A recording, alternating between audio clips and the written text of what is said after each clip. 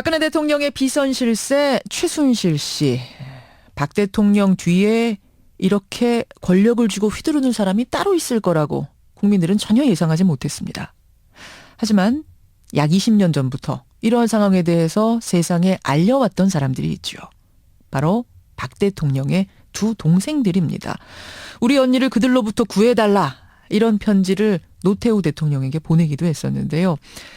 그런데요, 박근영 씨는 최태민 일가에 대해 지금 세상에 알려진 것 외에도 여러 가지 다른 사실들이 존재한다라는 이야기가 들려서 저희가 접촉을 해봤습니다. 하지만 박근영 씨 본인은 당분간 인터뷰가 어렵다는 입장을 밝혀와서요, 저희가 남편을 통해서 간접적으로 입장을 확인하겠습니다. 공화당 총재 박근영 씨의 남편 신동욱 총재 연결이 돼 있습니다. 신 총재님 안녕하세요. 네, 안녕하십니까. 신동욱입니다. 지금의 이 상황, 최순실 씨의 국정농단이 하나둘 드러나는 이 상황을 박근영 이사장은 어떻게 지켜보고 있습니까? 착한 심정이라고 말씀하셨고요. 망감이 교차된다고 하셨고요. 예. 어찌됐든 간에 인터뷰에 응한 것은 예. 한국의 근대사에서 가장 중요한 박정희 대통령 가문과 최태민 일가의 40년 흑막사, 이 부분의 역사를 바로잡지 않고서는 앞으로 대한민국의 미래는 없다라고 판단했기 때문에 제가 그동안 알려지지 않은 이야기들을 하나둘씩 공개하기 시작했습니다. 그런 거군요. 그러니까 누구보다 사실은 그 40년의 역사를 곁에서 함께 지켜봐온 목격자가 박근영 이사장이 되는 건데. 그렇습니다. 최초로 최태민 씨의 접근을 목격한 건 언제쯤이었다고 증언을 합니까? 목격을 한 시점은 1981년 청북동 시절로 봐야 되고요. 예. 그런데 그 이전에 우리 아내가 최태민 씨와 관계된 언론의 방송이나 보도를 보면서 늘 이렇게 말씀하셨습니다. 뭐라고요? 저거는 방송에서 오보가 나오고 있는 것이고 지금 왜곡된 것이다. 틀림없이 최태민 씨의 등장은 어머니 서거 이후가 아니라 어머니 살아 생전에 최태민 씨가 등장했다라고 분명히 말씀하셨습니다. 잠깐만요. 지금까지 알려진 바로는 유경수 여사가 숨진 다음 해인 1975년경부터 박근혜 대통령한테 최태민 씨가 어머니를 꿈에서 봤다, 뭐 이러면서 접근했다, 이렇게 알려졌는데 그게 아니란 말씀이세요? 우리 아내는 아니라고 말씀하셨습니다. 어떻게 그러면 그 당시를 기억하고 있습니까? 그 당시 박근혜 영예의 공식, 비공식 행사들이 많이 있었겠죠, 당연히. 예. 그 행사장에 최태민 씨가 등장을 했다고 그럽니다. 그러니까 유경수 여사가 서거하시기 전에? 그렇습니다. 예. 그 당시에는 오늘 아시다시피 그 대통령의 영예의 행사는 이게 동선이 정해져 있습니다. 시나리오가 있다라는 거죠. 그렇겠죠. 그런데 그곳에서 약간의 동선이 틀어지는 행동을 하게 되면 당연히 경호사나 또 사정기관에 의해서 포착될 수밖에 없습니다. 예. 그러면 그게 한두 번이 겹쳐지면 반드시 신원조회를 했을 걸로 봐지고요. 박정희 대통령께는 보고할 사항이 아니었고, 유경수 영부인께 아마 그게 보고가 들어간 것 같아요. 접근을 어떤 식으로, 그냥 그 집회나 뭐 이런 행사 현장에 나오는 것만으로 접근이라고 하지 않았을 텐데, 유경수 여사한테 보고가 들어갈 정도라면 어떤 제스처, 어떤 행동을 취했길래요? 그러니까 제가 말씀드렸습니다만은 뭔가 인연을 만들려고 하는, 그러니까 동선이 틀어지는 행동이라는 거죠.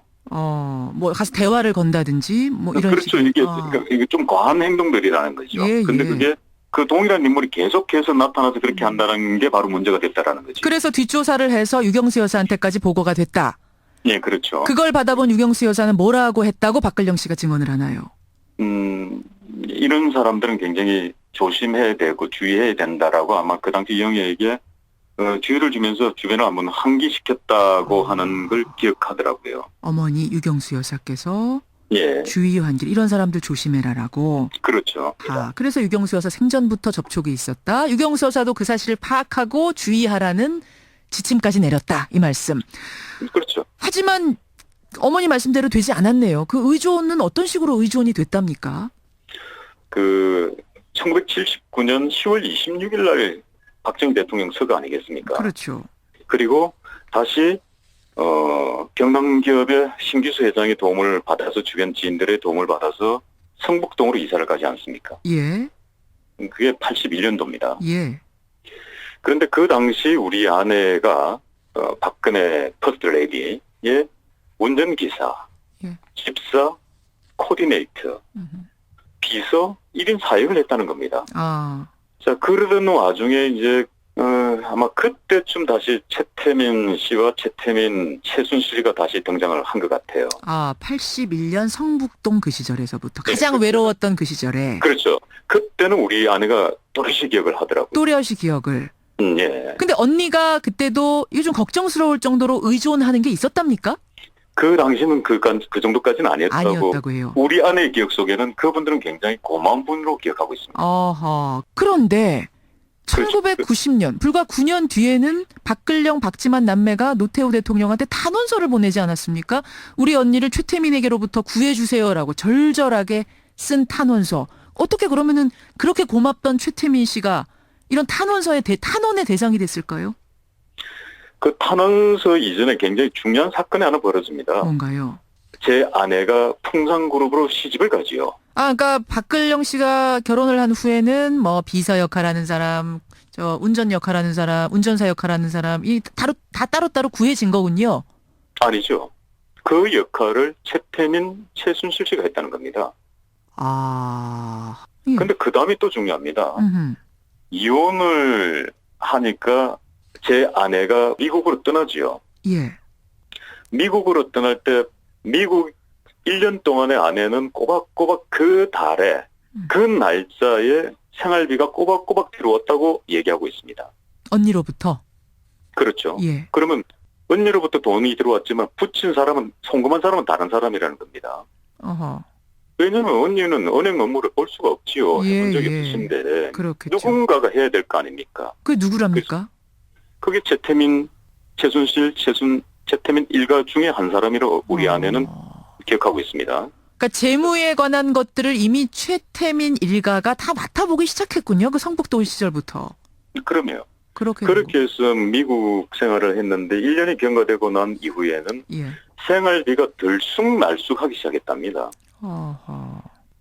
그리고 비자를 연장하러 다시 한국에 들어옵니다. 중간에. 예. 84년 내지 85년도에 들어왔을 것 같아요. 예. 들어왔는데 어느 날 최태민 친척이 되는 사람이 음흠. 반포동의 한신 아파트를 계약하러 가자고 해서 따라가서 계약을 하나 했답니다. 그래서 우리 아내는 최태민 씨가 이걸 사준 건지 우리 언니가 사준 건지 아직도 미스테리하다고 얘기를 하던데. 그럼 그 얘기는 이미 그때 최태민 일가와 박근혜 대통령의 통장이 하나가 됐다는 얘기예요? 뭐 재무가 하나로 돌아갔다는 이야기예요? 뭐예요?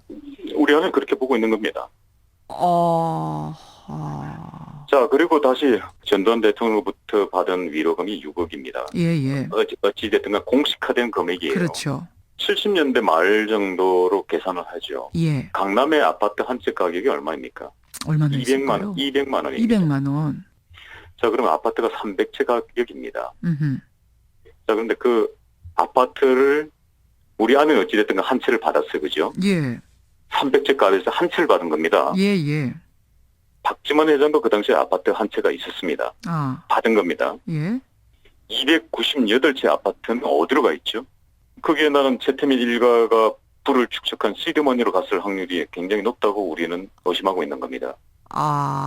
그때부터 이미 성북동에서 재무를 담당을 해줬던 거고 최태민 씨 일가가 전두환 대통령으로부터 받은 위로금 6억 원은 이걸 시드머니 종잣돈으로 해서 부를 축적하기 시작했을 것이다라고 박근령 씨는 보고 있는 거군요.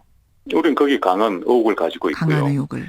최순실 씨가 지금까지 공개한 자료에 의하면 유치원 사업을 해서 돈을 많이 벌었다고 했는데 유치원을 오픈해서 3년 안짝에 그 정도의 금액을 만들어낼 수 없습니다. 지금 부동산으로 수천억을 가지고 있다고 하는데. 그렇다면은 이번 기회에 최태민 일가가 축적한 부들 그것을 낱낱이 조사해서 그 돈의 출처가 밝혀지지 않는 돈은 국고 환수를 해야 된다고 봅니다. 그 박근영 씨 증언에 의하면 지금 우리가 최순실 씨를 보면 박근혜 대통령의 의상 하나하나까지 다 골라줬단 말입니다. 예전에도 그럼 그냥 돈 관리하는 정도 수준이 아니라 최태민 일가 혹은 최순실 씨가 이렇게 의상까지 다 골라준다든지 이런 역할도 했답니까? 당연한 거 아니겠습니까? 당연한 겁니까? 그걸 누가 합니까? 당연한. 그럼 옛날에 하던 걸 지금까지도 그냥 쭉 하고 있는 거군요. 그럼요. 어느 날 그들은 대통령의 옷으로 다가온 겁니다. 그래서 추울 때 바람을 막아주는 옷으로 다가왔다가 어느 순간이 지나가니까 그 옷이 피부가 되어버린 겁니다. 피부가 됐어요. 예. 그리고 또 어느 세월이 흘러가니까 그게 오장육부가 된 겁니다. 떼낼 수 없는. 그렇습니다. 오장육부라는 표현을 쓰셨어요. 이미 박근혜 대통령에게 최태민 일가, 최순실 씨는 오장육부가 됐다. 그러면 이 악연을 끊을 수 있는 겁니까? 이미 오장육부가 됐으면? 끊을 수 있지요. 이번 기회가 절호의 기회지요. 자, 어찌됐든 간에 지금 3인방은 드러냈습니다. 3인방은 오장육부의 한 장기에 난 들어갔다고 봅니다. 비서실 총사 때는 이루어졌고요. 그때는 3대 사정기관에 최순실과 관계된 사람들은 발본색원해야 된다고 저는 보고 있습니다. 그리고 최순실 씨의 대포폰 4개. 4개를 잘 조사해 보시면 거기에 등록되어 있는 의원들의 이름이 많이 있을 거라는 저는 보고 있습니다. 그냥 예상하시는 거예요? 아니면 뭔가 좀 근거가 있는 얘기입니까? 제가 그동안에 최태민, 정윤회, 최순실 씨 뒤를 쫓았으니까요. 알겠습니다. 여기까지 말씀 듣도록 하겠습니다. 고맙습니다. 네, 감사합니다. 박근혜 대통령의 동생 박근영 씨의 남편이죠. 신동욱 씨를 통해서 박근영 씨가 이야기하고 있는 증언들 확인해 봤습니다.